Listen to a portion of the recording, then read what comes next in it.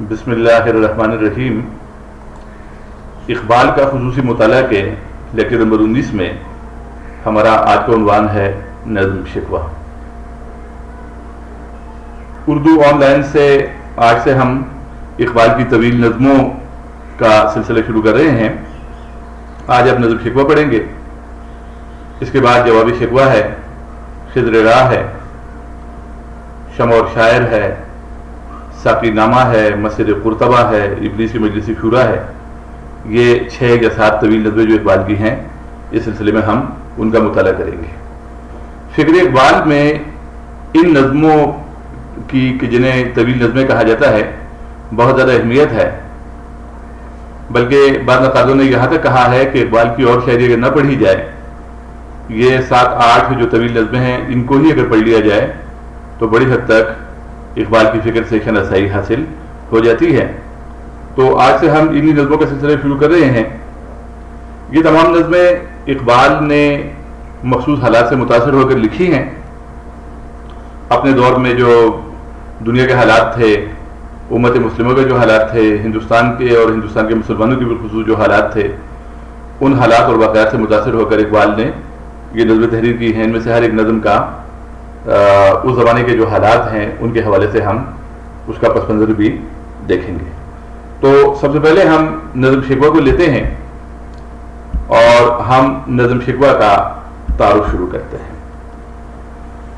نظم شکوہ مسدس کی حیثیت میں لکھی ہوئی نظم ہے اور یہ اقبال کے پہلے مجموعہ کلام بانگ درا میں، پہلے اردو مجموعہ کلام بانگ درا میں شامل ہے۔ مسدس کی حیثیت کا مطلب یہ ہے کہ اس نظم کے ہر بند میں 6 مصرے ہیں۔ اس نظم کا ہر بند 6 مصروں پر مشتمل ہے اور کل 31 بند پر یہ نظم مشتمل ہے۔ یہ نظم علامہ اقبال نے 1911 میں انجمن حمایت اسلام کے 26ویں جلسے میں، جو کہ اسلامیہ کالج ریلوے روڈ لاہور میں ہوا تھا، وہاں اقبال نے سنائی۔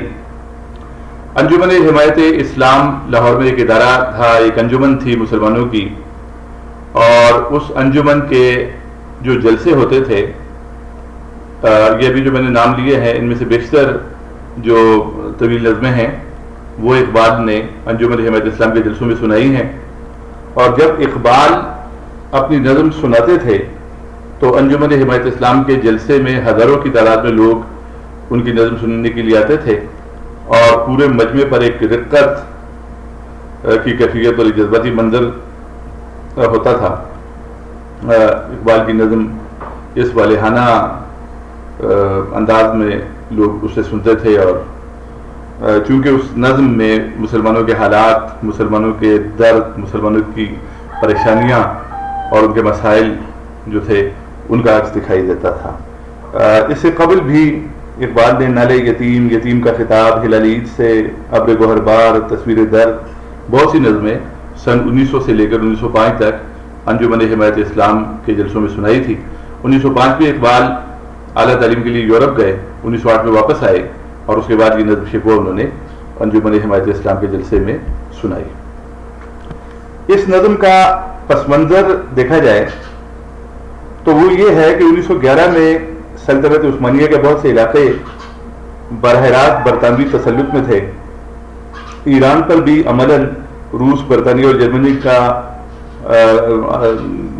قبضہ تھا اور اس کی ایک طرح سے بالواسطہ حکمرانی تھی۔ عرب قوم پرستی کے اثرات بھی پھیل رہے تھے۔ لارنس آف عربیہ جیسے لوگ بھی اپنا کام کر رہے تھے، یعنی اس قسم کے لوگ کہ جو مسلمانوں میں نفاق اور پھوٹ پیدا کرنے کے لیے اور مسلمانوں کو مس گائیڈ کرنے کے لیے جو کام کر رہے تھے، اس قسم کے کریکٹر، جن میں سب سے بڑا کریکٹر جو تھا وہ لارنس آف عربیہ کا تھا، تو اس قسم کے لوگ بھی اپنے کام میں مصروف تھے۔ عربوں اور ترکوں میں نفرت کو ہوا دی جا رہی تھی۔ ترکوں میں قوم پرستی کی لہر پیدا کرنے کی اور عربوں میں قوم پرستی اور ترکوں کی مخالفت کے جذبات پیدا کرنے کی کوششیں جاری تھی۔ ترکوں اور عربوں کو آپس میں ایک دوسرے سے دور کرنے کے لیے کام ہو رہا تھا۔ سلطنت عثمانیہ کے خلاف سازشیں جو تھیں وہ عروج پر تھی۔ ہندوستان کے حالات اگر دیکھے جائیں تو ہندوستان تو ظاہر ہے کہ انگریزوں کی غلامی میں تھا اور ہندوستانی جو تھے وہ غلامی کی زندگی بسر کر رہے تھے، اور ہندوستانی مسلمانوں کے اندر ایک طبقہ ایسا پیدا ہو گیا تھا کہ جو انگریزوں کا اطاعت گزار طبقہ تھا، اور وہ طبقہ بھی عام مسلمانوں کے لیے بہت زیادہ پریشانی کا باعث تھا، اور کانگریس اور انگریز کی سیاست کی وجہ سے مسلمانوں میں ایک مایوسی پھیل چکی تھی۔ یہ تمام حالات تھے کہ ان حالات میں اقبال نے یہ نظم لکھی اور امت مسلمہ کا شکوہ دربار خداوندی میں پیش کیا۔ پھر ہم اس نظم کے فکری جائزے کی طرف جاتے ہیں تو اس نظم کا آغاز تو تمہیدی اشعار سے ہوتا ہے، یعنی پہلے جو 2 بند ہیں ان میں اقبال نے شکوے کے لیے راستہ ہموار کیا ہے اور اس کی ایک تمہید باندھی ہے۔ بند نمبر 3 سے 13 تک اقبال نے امت مسلمہ کے کارنامے درگاہ الہی میں بیان کیے ہیں، اور اس قسم کے اشعار جو ہیں وہ انہوں نے کہے ہیں کہ دنیا میں مسلمان جو تھے انہوں نے بہت بڑے کارنامے انجام دیے ہیں اللہ کے دین کی خاطر، تھے ہمیں ایک تیرے مارے کا آراؤں میں، خشکیوں میں کبھی لڑتے کبھی دریاؤں میں، دیا دانے کبھی یورپ کے کلیساؤں میں، کبھی افریقہ کے تپتے ہوئے صحراؤں میں، شان آنکھوں میں نجیکتی تھی جہانداروں کی، کلمہ پڑھتے تھے ہم چھاؤں میں تلواروں کی۔ یا پھر یہ کہ تو ہی کہہ دے کہ اکھاڑا در خیبر کس نے، شہر قیصر کا جو تھا اس کو کیا سر کس نے، توڑے مخلوق خداوندوں کے پیکر کس نے، کاٹ کر رکھ دیے کفار کے لشکر کس نے ٹھنڈا کیا آتش کدئی ہیرا کو، کس نے پھر زندہ کیا تذکرہ یزداں کو۔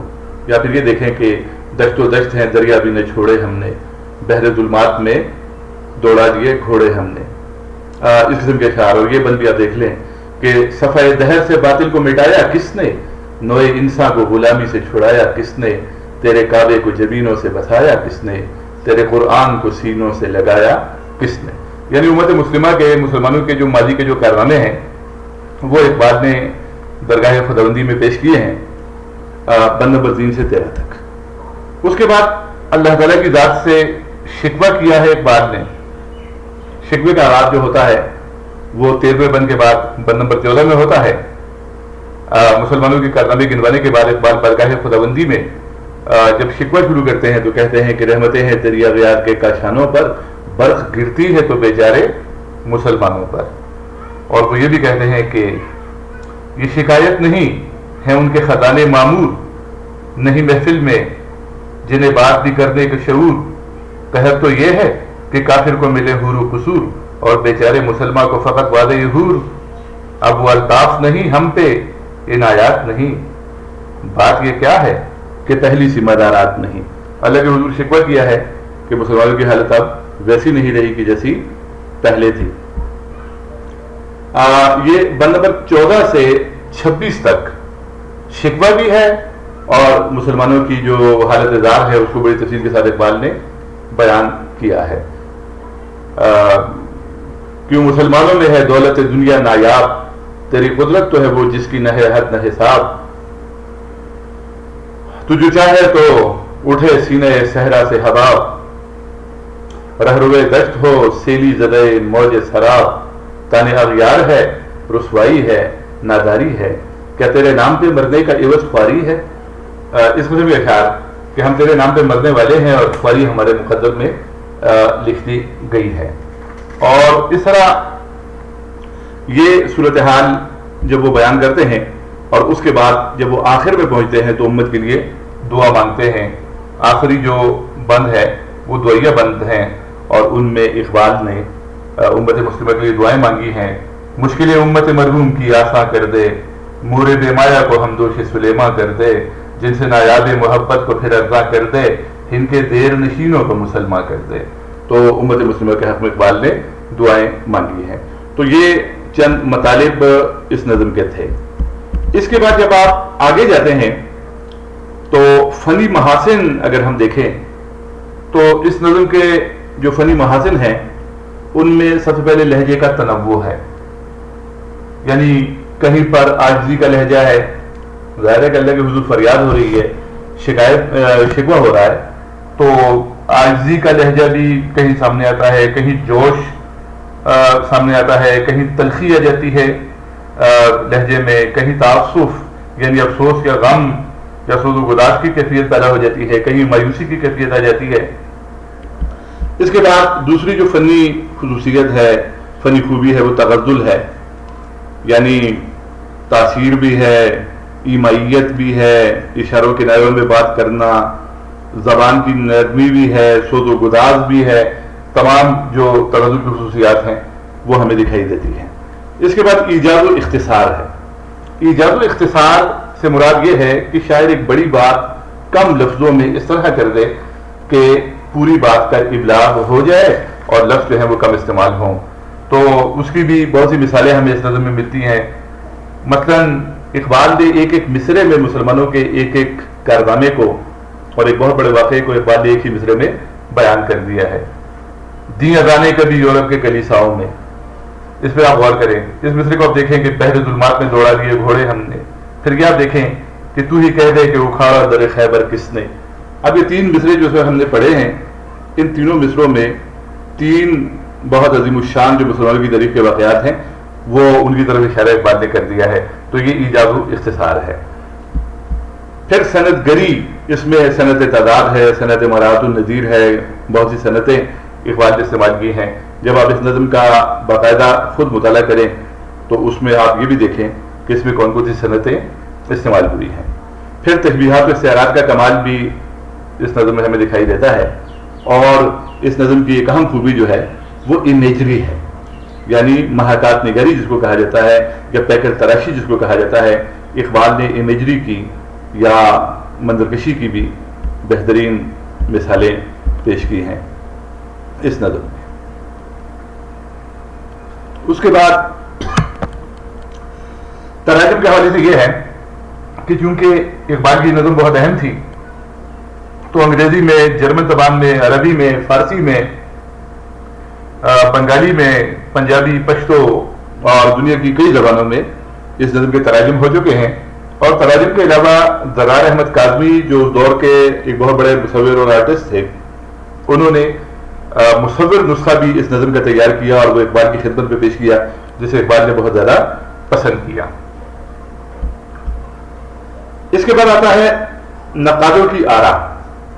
نقادوں کی جو رائے ہے اس میں سے ایک دو نقادوں کی رائے ہم یہاں پیش کرتے ہیں۔ عابد علی عابد نے نظم شکوہ کے بارے میں لکھا ہے کہ اقبال کی طویل نظموں میں شکوہ کئی طرح سے اہم اور معنی خیز ہے۔ اس کی ساخت کے تشکیل میں اقبال نے پہلی بار اس صنعت گری کی جھلک دکھائی ہے جسے بعد کی نظموں میں عروج کمال پر پہنچنا تھا۔ دوسری یہ کہ اس سے محسنات شعر کا استعمال، اس نظم میں محسنات شعر کا استعمال ایسی چابک دستی اور ہنرمندی سے ہوا ہے کہ پڑھنے والے کی توجہ بیشتر مطالب پر ہی مرکوز رہتی ہے۔ یہ عابد علی عابد کی رائے تھی۔